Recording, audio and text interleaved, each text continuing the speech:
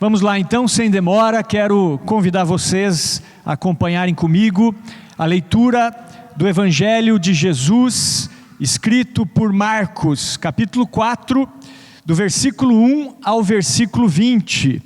Então vamos ler Marcos, capítulo 4, do versículo 1 ao versículo 20. Se você quiser acompanhar aí no telão, acho que é a mesma tradução que eu usei aqui. Diz assim: E outra vez começou a ensinar junto do mar, e ajuntou-se a ele grande multidão, de sorte que ele entrou e assentou-se num barco sobre o mar, e toda a multidão estava em terra junto do mar.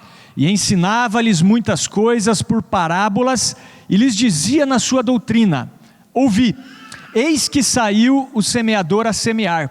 E aconteceu que, semeando ele, uma parte da semente caiu junto do caminho, e vieram as aves do céu e a comeram. E outra caiu sobre pedregais, onde não havia muita terra, e logo nasceu porque não tinha terra profunda. Mas saindo o sol, queimou-se, e porque não tinha raiz, secou-se. E outra caiu entre os espinhos, e crescendo os espinhos a sufocaram, e não deu fruto. E outra caiu em boa terra, e deu fruto, que vingou e cresceu, e um produziu 30, outro 60, e outro 100. E disse-lhes: Quem tem ouvidos para ouvir, ouça. E quando se achou só, os que estavam junto dele com os 12 interrogaram-no acerca da parábola.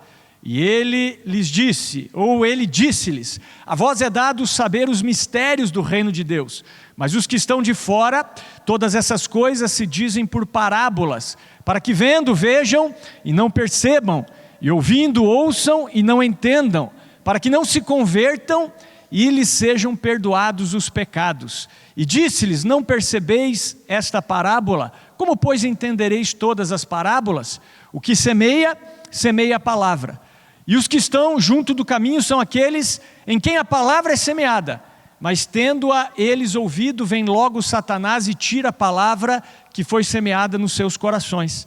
E da mesma forma, os que recebem a semente sobre pedregais, os quais ouvindo a palavra, logo com prazer a recebem, mas não têm raiz em si mesmos, antes são temporãos. Depois, sobrevindo a tribulação ou perseguição por causa da palavra, logo se escandalizam. E outros são os que recebem a semente entre espinhos, os quais ouvem a palavra, mas os cuidados deste mundo e os enganos das riquezas e as ambições de outras coisas entrando, sufocam a palavra e fica infrutífera. E estes são os que foram semeados em boa terra, os que ouvem a palavra e a recebem e dão fruto, um 30 e outro 60 e outro 100.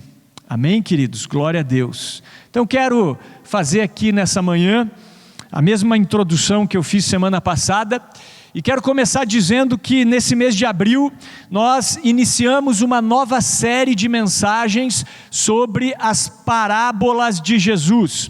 O Novo Testamento mostra que Jesus ensinava muito por parábolas. Inclusive, se você prestou atenção no versículo 2 do texto lido, diz que Jesus ensinava-lhes muitas coisas por parábolas. Cerca de 1/3 dos ensinamentos de Jesus foram realizados dessa maneira. Estudando o Novo Testamento, eu contei 55 parábolas de Jesus. Mas pastor, o que são parábolas? As parábolas, elas são histórias para explicar algum tipo de princípio. Então são histórias contadas para explicar verdades muito maiores. O termo grego é parabolé, que significa colocar ao lado. Ou seja, é como contar uma história ao lado de um outro ensino para explicar aquilo que de fato queremos ensinar. Então é como uma ilustração, é como uma metáfora, é como um mito. Os gregos, os filósofos, eles usavam também os mitos para explicar alguns princípios, né? Então alguns mitos são muito conhecidos, como o mito da caverna de Platão, né? O complexo de Édipo, que é muito usado na psicanálise, o mito de Narciso, né? Então eram histórias contadas para que verdades, para que princípios fossem ensinados de maneira ilustrativa para as pessoas. E Jesus, ele ensinava por parábolas por dois motivos. O primeiro deles é que era uma maneira interessante de se falar. Isso fazia com que as pessoas gravassem a história contada. Jesus, ele era uma pessoa muito interessante. A Bíblia fala que as multidões o ouviam com prazer. Então Jesus não era um pregador chato. Jesus não era um mensageiro que, quando ele estava ensinando, as pessoas, por exemplo, sentiam vontade de dormir durante os seus sermões. Não. Por quê? Porque ele pregava através de parábolas. Nós percebemos isso quando nós estamos ensinando. Quando nós estamos pregando para a igreja e nós contamos uma ilustração para aplicar um princípio para a igreja, a atenção das pessoas fica muito mais focada, porque todos gostam de ouvir uma boa história. E dessa forma, as mensagens de Jesus eram cheias de flores, de frutos, de animais e de várias outras figuras que faziam parte do cotidiano das pessoas na região da Palestina. Então esse é o primeiro motivo, acredito eu, pelo qual Jesus ensinava por parábolas, para ser interessante e para que as pessoas gravassem as histórias que ele contava e, consequentemente, os princípios. E o segundo motivo pelo qual ele ensinava por parábolas está descrito aqui nesse texto. Era transmitir a mensagem através de um código, onde muitas pessoas não entenderiam de fato o que ele queria dizer. Olha só, isso está no versículo 11 e 12 desse texto. Vamos reler, versículo 11. E ele disse-lhes: a vós é dado saber os mistérios do reino de Deus, mas os que estão de fora, todas essas coisas se dizem por parábolas, para que vendo vejam e não percebam, e ouvindo ouçam e não entendam, para que não se convertam e lhes sejam perdoados os pecados. Então, por incrível que pareça, ao mesmo tempo que Jesus queria que as pessoas compreendessem a mensagem dele, ele queria que algumas pessoas não compreendessem. E existem pessoas, infelizmente, não cabe a nós julgar, nós temos que semear para todos, mas existem pessoas que jamais aceitarão o Evangelho, é isso que Jesus está dizendo. Pessoas que têm um coração endurecido, elas vão ver, mas não vão enxergar. Elas vão ouvir, mas elas não vão entender. E elas não vão se arrepender e não terão os seus pecados perdoados. É exatamente isso que Jesus está dizendo. E a partir daí, ele começa a explicar a parábola do semeador aos seus discípulos. E talvez essa parábola é a parábola mais simples dos evangelhos, é a parábola mais simples contada por Jesus. Ele mesmo diz no versículo 13, olha só, acompanhe. E disse-lhes: não percebeis esta parábola? Como, pois, entendereis todas as parábolas? É como se ele dissesse assim: se vocês não entendem essa história, como vocês vão entender as outras? Essa é uma história simples, que serve de base para as outras ministrações de Jesus. E quando eu estava analisando essa parábola, eu vejo que existem pelo menos 6 coisas a serem destacadas na parábola do semeador. Primeira coisa, nós vamos falar sobre o semeador. Quem é o semeador? Segunda coisa, o que é a semente? Isso está bem claro. E depois nós temos os 4 tipos de solo onde a semente é lançada: à beira do caminho, o terreno pedregoso, entre os espinhos e em boa terra. E uma coisa que vale a pena destacar nessa introdução é que essa parábola, ela serve como um espelho para nós, onde nós vamos nos olhar e nós vamos poder identificar qual tipo de solo é o nosso coração. Porque esses 4 tipos de solo, à beira do caminho, o solo pedregoso, o solo ali que tem espinhos e o bom solo, eles se encontram nas nossas igrejas hoje também. Então nós vamos pegar essa parábola e nós vamos poder fazer uma autoavaliação e identificar qual tipo de solo é o nosso coração. Se você é alguém que recebe ou recebeu a palavra à beira do caminho, se você tem o coração semelhante a um terreno pedregoso, se você tem um coração semelhante ao terreno com espinhos, ou se o seu coração é uma terra boa, que vai germinar a semente e produzir muitos frutos. Amém, queridos? Então, acompanhe comigo e você vai fazendo essa autoanálise, essa autoavaliação. Então, primeira coisa que eu quero trazer para a igreja é sobre o semeador e a semente. Isso está muito claro nesse texto, né? Olha só, vamos reler o versículo 14. Jesus diz assim: o que semeia, semeia a palavra. Amém? Então, nesse versículo nós temos a revelação de quem é o semeador e o que a semente representa. Então o semeador aqui, em primeiro lugar, ele representa o próprio Jesus, porque era ele quem estava pregando nesse momento aqui, né, contando a parábola. E Jesus é o nosso mestre, é ele o nosso grande professor, digamos assim. Então Jesus, a princípio, ele é o semeador. Porém, trazendo para as nossas vidas, sempre que você prega a palavra para alguém, seja em público ou seja de maneira individual, você está no papel de semeador. Por exemplo, quando você está evangelizando ali na sua firma, no seu trabalho, né, na sua empresa, você está no papel de semeador. Você está semeando espiritualmente. Então, trazendo para o contexto dessa manhã, por exemplo, hoje quem está fazendo o papel de semeador? Eu estou fazendo aqui o papel de semeador. Então, eu estou pregando, a palavra é a semente e o solo são os corações de vocês. Então, sempre que nós estamos pregando a palavra de Deus, sempre que nós estamos pregando o evangelho, nós estamos semeando. E a palavra que eu quero trazer para vocês é que todos nós somos chamados para sermos semeadores. Todos nós devemos pregar o evangelho sempre e em todo lugar. Inclusive Paulo, falando ao seu discípulo Timóteo, né, o pastor da igreja ali de Éfeso, ele diz assim: conjuro-te, pois, diante de Deus e do nosso Senhor Jesus Cristo, que há de julgar os vivos e os mortos na sua vinda e no seu reino, que pregues a palavra, instes a tempo e fora de tempo, redarguas, repreendas, exortes, com toda a longanimidade e doutrina. Então veja o que Paulo fala para Timóteo: pregue a palavra, a tempo e fora de tempo, semeie, corrija, exorte, discipline.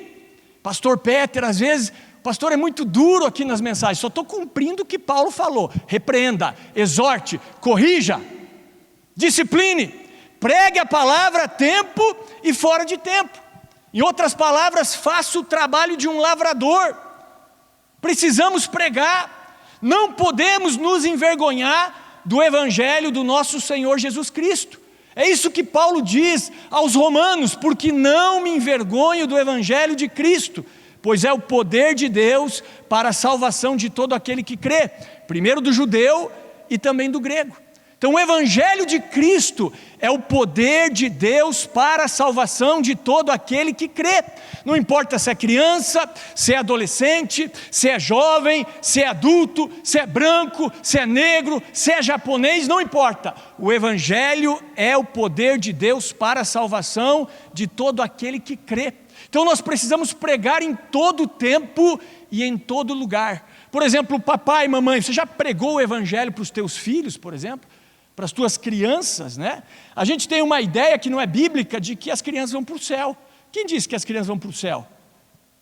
Automaticamente elas estão salvas. Quem disse? Ninguém é salvo por algum outro caminho que não seja o evangelho. Todos são salvos mediante o evangelho. Quando meu filho tinha uns 5 anos, eu chamei ele, preguei o evangelho. Falei: esse é o caminho, você quer estar junto conosco? Vamos firmar um pacto, todos nós nos encontraremos no céu. O caminho é esse: se arrepender dos seus pecados e crer, passar pela cruz de Cristo. É mediante a fé, é pela graça no Senhor Jesus Cristo. Você quer isso? Quer que Jesus seja o Senhor da tua vida? Ele: pai, quero. Vamos orar juntos aqui então. Meu filho se converteu com 6 anos de idade. Essa semana chamei minha filha, falei: filha, qual que é o caminho para ir para o céu, filha? A gente ser bonzinho. Falei: errou, resposta errada, filha. Ninguém vai para o céu por ser bonzinho, porque não é por obras. Ninguém vai para o céu, até porque ninguém é bonzinho, filha. Você já não mentiu aqui para o pai? Já não se rebelou? Já não fez manha? Então ninguém é bonzinho. entendeu? Ninguém vai para o céu por ser bonzinho, nós precisamos passar pela cruz, ser lavados pelo sangue do Cordeiro, precisamos convidar Jesus para ser o Senhor da nossa vida. Eu até entendo, um bebezinho ali faleceu, bom, aí não tem o que fazer, não tem como pregar para um bebê, mas a partir do momento que os nossos filhos começam a falar, você já tem que ensinar o Evangelho para eles, entendeu? Então a criança é salva mediante o Evangelho, o adolescente é salvo mediante o Evangelho, o jovem é salvo mediante o Evangelho, o adulto é salvo mediante o Evangelho, o idoso é salvo mediante o Evangelho, mas era uma ótima pessoa, não passou pela cruz, não tem salvação.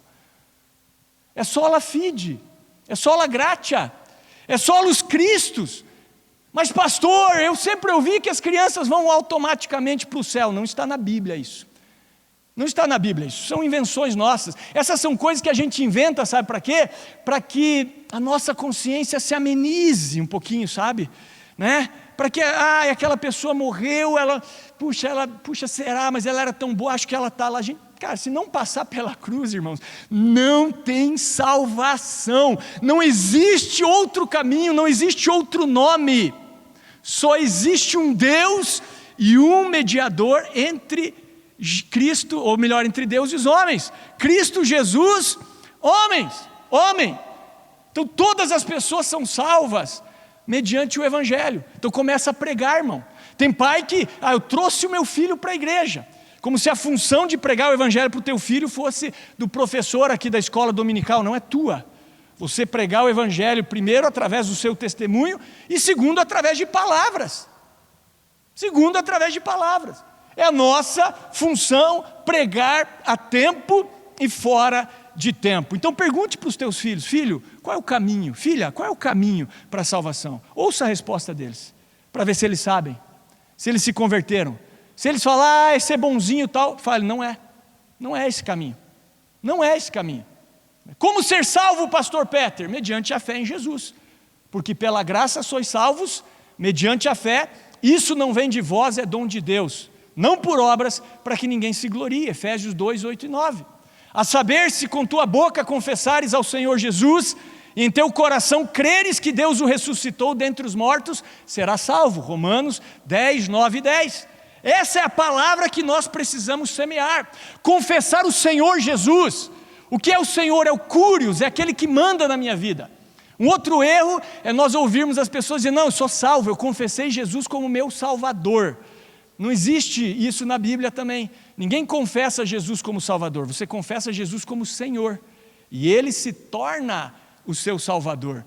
Quando Ele é o seu Senhor, automaticamente Ele se torna o seu Salvador. Porque pessoas, elas querem a salvação, mas elas não querem o senhorio de Cristo. É isso que a gente vai ver. A igreja hoje está cheia de pessoas que são cristãs nominais e elas praticam coisas que a própria Bíblia diz que aqueles que praticam tais coisas não herdarão o reino dos céus. Por exemplo, se você abrir em Gálatas 5, 19, ali as obras da carne, mas elas creem que elas são salvas, porque elas ouvem um falso evangelho. O evangelho de Deus te ama, Jesus tem um plano para a tua vida. Isso não é evangelho. Eu já disse aqui isso, né? Não estou dizendo que é errado você falar para uma pessoa que Jesus ama ela, mas isso não é pregar o evangelho. Não é pregar o evangelho, né? Jesus te ama e tem um propósito para a tua vida, estou pregando, não está. Pregar o evangelho é mostrar que essa pessoa ela vai estar separada para sempre de Deus se ela não passar pela cruz, se ela não crer na obra de Jesus, se ela não se entregar, não se arrepender dos seus pecados. Isso é pregar o evangelho. Vocês entendem? Então as pessoas elas estão vindo para a igreja sem se converter, na verdade. Por isso que a igreja é um campo missionário, por isso que eu estou pregando o evangelho hoje aqui, irmãos. Sabe por quê? Porque talvez muitos corações aqui ainda não se converteram. Então se você é esse cristão nominal, hoje é dia de você se arrepender e entregar sua vida ao senhorio de Cristo, amém? Essa é a palavra que precisa ser semeada. O que semeia, semeia a palavra. Dessa forma o semeador é o que prega e a semente é a palavra de Deus. Não é a minha palavra, não é a minha opinião, não é aquilo que eu penso ser o correto, é a palavra de Deus. E cuidado, porque hoje muitas seitas e igrejas, né, elas estão dizendo que a Bíblia ela não é a palavra de Deus, ela contém tem a palavra de Deus, mas ela não é. Esse é um erro. A Bíblia é a palavra de Deus, totalmente inspirada, inerrante, verdadeira. Ela é a palavra de Deus. Então não caia nessa, está cheio disso na internet, e os últimos dias são dias onde muitas falsas doutrinas estão sendo anunciadas, amém? Eu digo isso porque eu te amo, isso é amor. O pastor do amor não é aquele que passa a mão na tua cabeça, no teu pecado e diz, está tudo bem, Jesus te ama, não. Pastor que te ama, o irmão que te ama, a pessoa que te ama, é aquela que diz, esse é o caminho, não existe outro. Se você não passar por aqui, o caminho estreito, não tem salvação, amém? Então vamos ver quem somos nós agora. Então vamos falar sobre aqueles que recebem a semente, que é essa palavra, à beira do caminho. Vamos ler o versículo 4 novamente, e depois vamos pular para o 15, que é a explicação do versículo 4. Então diz assim, versículo 4: E aconteceu que, semeando ele, uma parte da semente caiu junto do caminho, e vieram as aves do céu e a comeram. E os que estão junto do caminho são aqueles a quem a palavra é semeada, mas tendo eles ouvido, vem logo Satanás e tira a palavra que foi semeada em seus corações. Então o primeiro tipo de solo aqui descrito por Jesus nessa parábola é a beira do caminho. A semente que é lançada pelo semeador acaba caindo fora do local preparado para o plantio e ela é comida pelas aves. Então vamos imaginar, o semeador na época de Jesus está com um saco de semente aqui amarrado na cintura, e ele está pegando ali punhados de semente e fazendo longos gestos, lançando a semente no terreno que ele preparou.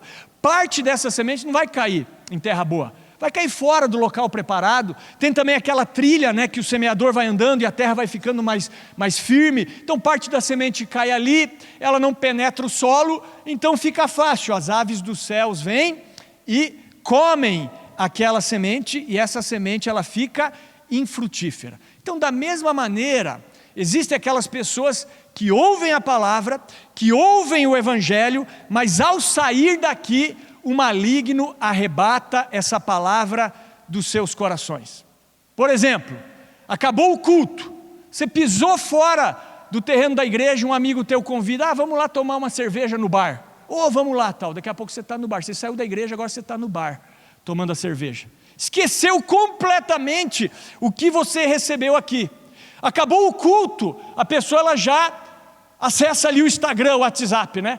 Já começa a ver ali, a rolar ali o feed e tal, já esqueceu completamente aquilo que foi ministrado, né?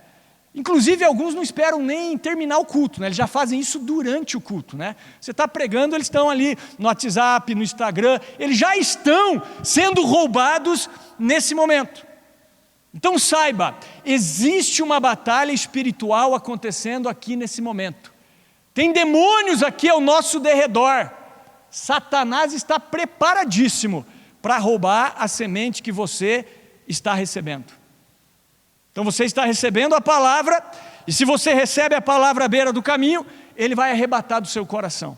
Então tem pessoas que pensam assim, já ouvi pastores falando, Satanás não chega nem perto da minha igreja, né? Mal sabe ele que antes de ele chegar, o diabo já estava aqui. O primeiro a chegar hoje foi Satanás, foi o diabo, pode ter certeza.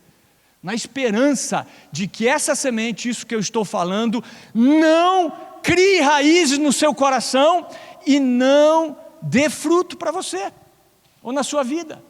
Então tem pessoas que, se você perguntar na hora do almoço, o que o pastor pregou na igreja? Já esqueceram completamente na hora do almoço, né? Não fazem ideia do que o pregador pregou. Receberam a semente à beira do caminho. Irmãos, eu falo isso com bastante humildade, tá? Eu estou na fé há 27 anos. E eu me lembro de pregações do início da minha caminhada com Cristo. Eu seria capaz de pregar mensagens que eu ouvi no início da minha caminhada com Cristo. São 27 anos lendo a Bíblia praticamente todos os dias, enchendo a minha mente com a palavra de Deus, porque eu conheço essa batalha. O diabo, ele vai fazer de tudo para roubar. O mundo, então, né? Não tem como eu competir com o mundo, irmão. O mundo é muito mais poderoso do que nós aqui, né? Do que a igreja, né? Enfim, né? Agora do que Deus, não.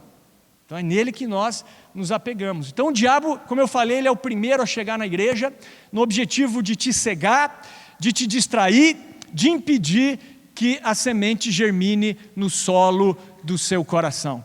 Amém? Então você está numa batalha e você pode ser esse primeiro solo aqui, né? Ao sair daqui, né, na hora do almoço, como eu falei, ou à noite, você já esqueceu tudo aquilo que foi pregado. Segundo tipo de terreno são aqueles que recebem a semente em solo pedregoso. Então vamos ler o versículo 5 e 6 e depois vamos para o 16 e 17 na explicação. Jesus disse: e outra caiu sobre os pedregais, onde não havia muita terra, e nasceu logo porque não tinha terra profunda, mas saindo o sol queimou-se, e porque não tinha raiz, secou-se. A explicação no versículo 16 e 17. E da mesma forma os que recebem a semente sobre os pedregais, os quais ouvindo a palavra logo com prazer a recebem, mas não têm raiz em si mesmos, antes são temporãos. Depois, sobrevindo a tribulação ou perseguição por causa da palavra, logo se escandalizam, ok? Então aqui nós vemos uma pessoa que recebe a palavra, e logo que ela recebe com alegria, ela recebe com prazer, mas o terreno, como Jesus disse, é pedregoso. Então essa planta, ela não finca suas raízes no fundo, é uma planta que fica na superfície, e quando a seca vem, quando o sol forte vem, a planta morre e não dá fruto. Então são os cristãos que recebem a palavra, recebem com alegria, mas são superficiais, não têm raiz profunda, e quando vem a tentação, a tribulação, a perseguição, as dificuldades que envolvem a vida do cristão, essa pessoa ela não permanece na fé. É aquela pessoa que chegou na igreja e ela está feliz, mas quando você diz, olha, para ser discípulo de Cristo, é necessário dar um passo a mais, é necessário negar a si mesmo, morrer para as nossas vontades, tomar a nossa cruz, é necessário renúncia. Aí ela diz, puxa, isso é radical demais. Não, até aceitar Jesus, um pouquinho de religião vai, mas trilhar esse caminho é radical demais. E por isso muitos discípulos abandonam Jesus, porque não tem raiz. Não foi isso que aconteceu em João capítulo 6? Em João capítulo 6, Jesus ele estava sendo seguido por uma multidão. Ele multiplicou pães, ele multiplicou peixes, né? E ali tinha uma multidão de 5.000 homens, fora mulheres e crianças. Então mais de 15.000 pessoas seguindo Jesus. E depois que ele serviu a multidão, alimentou, enfim, ele começou a trazer uma palavra mais dura, chamar as pessoas para um compromisso maior, para um discipulado, para uma autonegação. E aí as pessoas começaram a dizer, duro esse discurso, quem o pode ouvir? E diz a palavra, leia lá João 6, que muitos o abandonaram naquele momento. E aí só sobrou ele e os 12. Já pensou? De mais de 15.000 pessoas só sobrou ele e os 12. Aí ele chegou para os 12 e ainda disse, vocês também não querem me abandonar? E aí Pedro nessa hora disse, Senhor, mas para onde iremos nós, se só Tu tens as palavras de vida eterna? Então nós vemos que quando Jesus ele começou a enfatizar o caminho, o preço do discipulado, os discípulos começaram a abandoná-lo, né? Então é isso que acontece, quando a pessoa é superficial, ela não vai dar conta das dificuldades que se apresentam para ela, porque quando você está na fé, você comprou briga com o diabo, irmão, comprou briga com ele, agora ele é teu inimigo, e ele vai ir para cima de você, e vai começar usando as pessoas que você mais ama, pode ter certeza, pessoas da tua casa, enfim, e vai começar uma série de tribulações na tua vida, já vou avisando, e se você não tem raiz profunda, você se escandaliza. Eu me lembro, isso aconteceu alguns anos atrás, eu ministrei aqui na igreja, e tinha um rapaz que estava aqui, né, visitando, e ele ficou tão empolgado assim com a ministração, enfim, que ele começou a me mandar mensagem, ele queria conversar comigo, marcar um horário e tal, empolgado. Falei, tá bom, marquei. Ele ficou umas 3 horas na minha casa falando, empolgado e se colocando à disposição para isso, para aquilo. Isso era, sei lá, vamos chutar aqui, era segunda-feira. Na sexta-feira, cara, aquele cara nunca mais apareceu aqui, ele nunca mais apareceu na igreja. Ele saiu daqui a passos de leão. Na quarta-feira, era uma tartaruga. Então o cristão que recebe a palavra entre os pedregais é o cristão fogo de palha, irmão. Sabe, né? O fogo de palha. Queima rápido, mas acaba, né? Então domingo ao ouvir a palavra o cara é um leão. Na terça-feira uma tartaruga. Domingo passos de leão. Quarta passos de tartaruga. No domingo o cara quer ganhar o mundo inteiro. Na quarta está falando em suicídio. É isso mesmo, é isso que acontece. Uma oscilação emocional extrema, por quê? Porque não tem raiz. Vive na superficialidade. Então saiba, eu estou aqui para falar a verdade. Seguir a Jesus é caminho estreito. Atrai inimizade, perseguição, tribulação.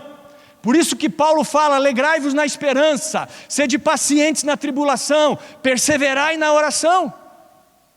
Vida cristã é uma vida de tribulações. Olha lá, vamos ler Atos 14, 21 e 22, olha só, acompanhem no telão. Diz assim: tendo anunciado o evangelho naquela cidade, feito muitos outros discípulos, voltaram para Listra, Icônio e Antioquia, confirmando os ânimos dos discípulos, exortando-os a permanecer na fé, pois que por muitas tribulações nos importa entrar no reino de Deus. Porque por muitas tribulações. Vamos repetir? Vamos repetir, isso aqui tem que repetir, ó. Pois que por muitas tribulações nos importa entrar no reino de Deus. Então o segredo do fruto é a raiz. Dá fruto cristão que aprofunda as suas raízes. Antes da planta crescer para cima e dar fruto, ela precisa estender as suas raízes para baixo. Olha só um outro texto, Jeremias 17, versículos 7 e 8. Olha o que Jeremias diz: bendito o homem que confia no Senhor, e cuja confiança é o Senhor, porque será como a árvore plantada junto às águas. Olha só o detalhe, ó, que estende as suas raízes para o ribeiro, e aí não receia quando vem o calor, mas a sua folha fica verde, e no ano de sequidão não se afadiga, nem deixa de dar fruto. Então aqui nós vemos um homem que estendeu a raiz até o ribeiro. Então vem tribulação, vem perseguição, vem o sol, a pessoa permanece firme, dando frutos, folhas verdes. Por quê? Porque tem raiz. A semente não foi semeada entre os pedregais, amém? Então a pessoa que recebe a semente num terreno pedregoso é aquela que não tem raiz profunda, e vindo a tribulação, a perseguição pela palavra, ela se desvia, ela se afasta, né? Então vai fazendo aí uma autoavaliação aí, né? Se você às vezes não abandonou o caminho por causa de uma tribulação, por causa de um problema na igreja, né? Igreja é um lugar de muito problema, né, irmão? Então quem não tiver raiz profunda, complicado mesmo, fica bem complicado. Aí vamos lá, vamos para os que receberam a palavra entre os espinhos. Então vamos ler o versículo 7 e depois o 18 e 19, que é a explicação. Diz assim: outra caiu entre os espinhos, e crescendo os espinhos a sufocaram e não deu fruto. E aí o versículo 18 e 19 explicam. E outros são os que recebem a semente entre os espinhos, os quais ouvem a palavra, mas os cuidados desse mundo e os enganos das riquezas e as ambições de outras coisas entrando sufocam a palavra e fica infrutífera, ok? Então aqui, ó, vou ser bem claro, o que Jesus está dizendo aqui? Ele está dizendo que muitas pessoas ouvem a palavra, mas amam mais o mundo, amam mais os prazeres, amam mais as riquezas do que a Deus, é isso. Paulo mesmo falou sobre isso. Numa das suas cartas a Timóteo, ele diz assim: porque Demas me desamparou, amando o presente século. Paulo tinha um discípulo chamado Demas, e Paulo diz: esse cara me desamparou, esse cara me abandonou, esse cara me largou porque ele amou o mundo. Ele colocou o mundo em primeiro lugar. Então receber a semente entre os espinhos é quando a praia é mais importante do que a Bíblia. É quando a carne fala mais alto do que o espírito. É quando a festa é mais importante do que a igreja. É quando nós não temos tempo para orar, para a nossa devocional, mas nós temos tempo para o videogame, nós temos tempo para o entretenimento, nós temos tempo para o futebol. É quando a riqueza, o status, a fama tem mais poder na sua vida do que a vontade de Deus. Então eu quero dizer uma coisa para você, não tem problema nenhum você prosperar, mas a riqueza tem que ser teu servo. O problema é que ela é senhor de muito cristão, né? Não tem como você amar Deus e amar o mundo ao mesmo tempo. Servir a Deus e servir a Mamon ao mesmo tempo, não tem como. Jesus ele disse assim, ó, quem ama a sua vida, perdê-la-á. E quem neste mundo odeia a sua vida, guardá-la-á para a vida eterna. Eu tenho que aborrecer a minha vida, aborrecer os prazeres passageiros, né? Isso aí não pode ter uma primazia na minha vida, né? João diz, não ameis o mundo, nem o que no mundo há. Se alguém ama o mundo, o amor do Pai não está nele.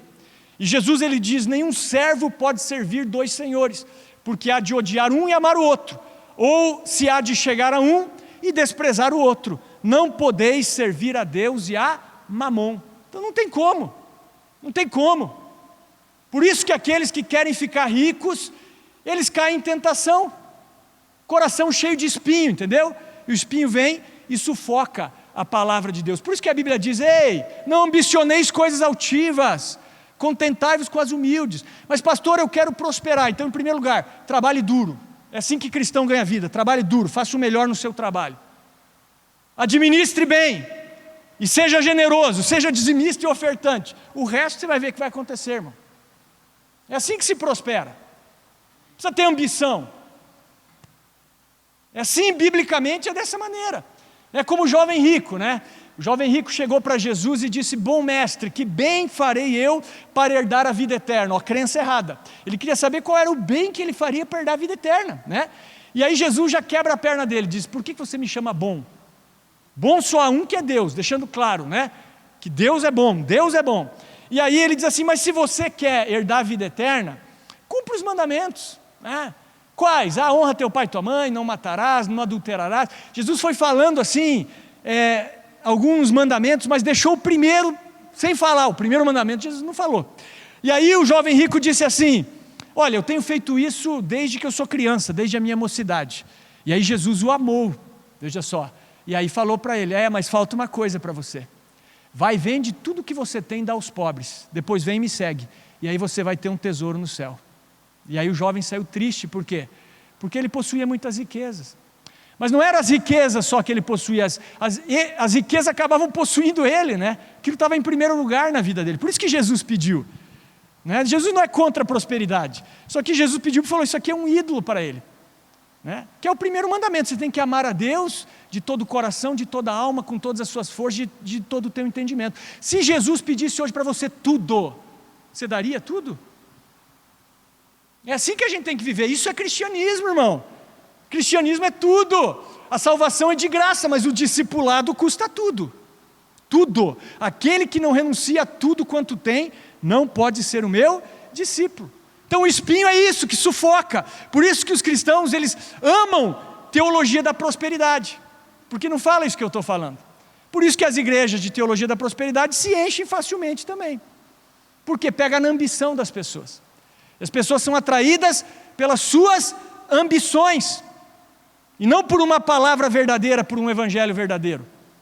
Então a igreja tem entre os seus frequentadores pessoas materialistas, apegadas às coisas do mundo, crentes carnais, que cedem na primeira oportunidade de pecar, governados pelos desejos, apaixonados pela sua vida.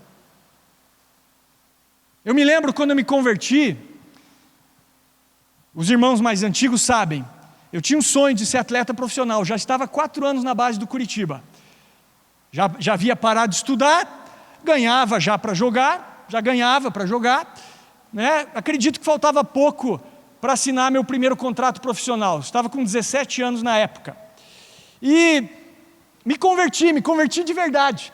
A primeira coisa que passou na minha cabeça foi assim, poxa, se sem Jesus eu já acreditava que eu ia ser profissional, agora ninguém me segura. Mal sabia eu, comecei a buscar Deus, orar, frequentar a igreja. Qual foi a primeira coisa que Deus pediu para mim? Você tem coragem, você me ama? Larga isso aí. Não dessa maneira, né? Mas eu comecei a perceber, ler a Bíblia, falei, peraí, comecei a ver, se não renuncia tudo que tem, não pode ser meu discípulo. O futebol para mim, irmãos, é que vocês não têm noção. Se vocês conversarem com os meus pais, talvez eles tenham noção. Mas era tudo para mim. Era um ídolo no meu coração. Eu terminei o ensino médio, falei, não faço mais nada, nunca mais entro numa sala de aula, falei, entendeu? É isso que eu vou viver para isso e acabou, né? E eu não tinha plano B, não tinha mesmo, não tinha nenhum plano B na minha vida, né? Era um ídolo, né? Os meus parentes diziam que para mim o mundo era uma bola, né? Eu não sabia falar de outra coisa, né? E aí o que aconteceu? Primeira coisa que Deus começou a pedir, entendeu? Eu comecei a sentir, caramba, será que Deus quer que eu seja isso mesmo? E eu li esses versículos, e um dia eu criei coragem, falei, Deus, se o Senhor não quer que eu seja um jogador profissional de futebol, eu renuncio hoje aqui, por amor, eu te amo acima de tudo. Mudou minha vida, e realmente Ele provou, né? Enfim, acabei deixando de jogar futebol, e graças a Deus eu estou aqui, escolhi o melhor caminho, irmão. Escolhi o melhor caminho, tenho certeza. Posso não ser famoso, posso não ter dinheiro, né? Falo, ó, né? Às vezes eu brinco com a minha esposa, podia ter um salário aí de 400 mil reais, né? Esse tipo de coisa. Hoje não, né? Porque eu já estaria aposentado. Mas enfim, né? Cara, melhor caminho de Deus. Era um ídolo que eu levantei no meu coração.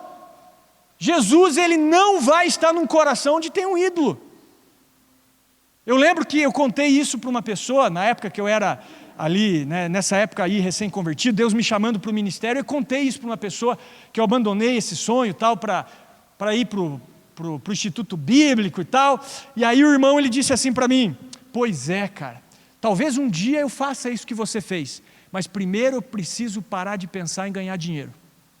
Ou seja, ele deixou bem claro, ó, hoje a minha prioridade é outra. Pô, legal, hein? E é cristão, na igreja, entendeu? E deixou claro que a prioridade dele não era a vontade de Deus. A prioridade dele não era o propósito de Deus. A prioridade dele era ganhar dinheiro. Então a pergunta é, quem é o Senhor da sua vida, ó comunidade cristã Nova Jerusalém? É você mesmo? Né? O narcisista, eu me amo, né? Eu sou o cara. É o dinheiro? É o pecado? É o prazerzinho da carne? Ou é o Senhor e a sua santa palavra? Então muitas pessoas estão na igreja, frequentando a igreja e querem todos os bônus de servir a Cristo, né? Ou seja, eu não quero ir para o inferno, eu quero a alegria do Espírito Santo, a paz do Espírito Santo, eu quero todas as promessas bíblicas, mas eu não quero o ônus. Vida de renúncia, autonegação, morte para o eu, morte para a carne, morte para o mundo. Não, isso eu não quero. Isso eu não quero, não fale, não pregue sobre isso. Então ouça, estou falando a verdade, cristianismo não é sobre como viver. Cristianismo é sobre como morrer, irmão. Isso é cristianismo. Morrer para o eu, para a carne, para o mundo, para o pecado. Isso é cristianismo. Então a salvação, repito, é pela graça, mas o discipulado custa tudo o que nós temos. Então reflita aí se o espinho não tem sufocado a palavra de Deus no teu coração e impedido que essa palavra dê fruto, impede que você ande realmente dentro da vontade do Senhor. Amém, queridos? Então tem que renunciar, inclusive as coisas ministeriais, né? Eu já ouvi pastores dizendo assim, se Deus tirar o meu ministério eu morro. Já falei para Deus, se Ele tirar meu ministério, Ele que me mate. Eu olhei e falei, meu Deus, cara, né? Deus, se Deus tirar aqui, cara, a vida continua. Se vocês armarem um motim um dia aqui e me expulsarem, irmão, não pense que eu vou pensar em morte, em suicídio, eu vou tocar minha vida normalmente, irmão, porque todo dia a gente renuncia a isso aqui. Isso aqui não é nosso, nada é nosso, entendeu? Nós somos mordomos, então tudo é de Deus, porque dele, por ele e para ele são todas as coisas, amém, queridos? E finalmente, os que recebem a semente em boa terra. Então vamos lá para o versículo 8 e depois para o 20 para a explicação. Muito simples, né? E outra caiu em boa terra e deu fruto, que vingou e cresceu, e um produziu 30, outro 60 e outro 100. Versículo 20. E estes são os que foram semeados em boa terra, os que ouvem a palavra e a recebem, dão fruto, um 30 e outro 60 e outro 100. Amém? Nessa mesma parábola, só que contada pelo evangelista Lucas, ele diz que aqui caiu em boa terra. Esses são os que, ouvindo a palavra, a conservam num coração honesto e bom, e dão fruto com perseverança. Então a semente que caiu em boa terra são aqueles que se convertem verdadeiramente, se arrependem dos seus pecados, confessam Jesus como Senhor das suas vidas e perseveram até o fim no caminho. Amém? Aqui está a perseverança dos santos, dos que guardam os mandamentos de Deus e a fé em Jesus. Apocalipse capítulo 14, versículo 12, a perseverança dos santos. Um verdadeiro convertido, ele vai perseverar até o fim, ele não vai abrir mão do caminho em troca de nada. Por isso que Jesus disse, mas aquele que perseverar até o fim será salvo. Então os salvos verdadeiramente jamais se desviarão. Eles podem pecar, porque nós temos uma natureza caída, mas abandonar a fé, apostatar da fé é um verdadeiro salvo? Não. Alguém que recebeu a semente em boa terra, não vai apostatar da fé, mas vai ser como o Salmo 1, né? Muito conhecido, Salmo 1 de 1 a 3, bem-aventurado o homem que não anda segundo o conselho dos ímpios, nem se detém no caminho dos pecadores, nem se assenta na roda dos escarnecedores, antes o seu prazer está na lei do Senhor, e na sua lei medita de dia e de noite. Ele será como árvore plantada junto a ribeiros de águas, a qual dá o seu fruto no seu tempo, as suas folhas não cairão, olha só, e tudo quanto fizer prosperará. Então aqui nós vemos novamente a raiz se alongando, e a raiz é o que? Meditar na palavra. É assim que você fortalece raízes, e você vai dar então fruto na estação própria. Amém, queridos? Então eu quero hoje desafiar vocês a se olharem no espelho da palavra de Deus, e fazerem aí uma autoavaliação do tipo de terreno que são vocês, o coração de vocês. Amém? Quero convidar você a ficar de pé.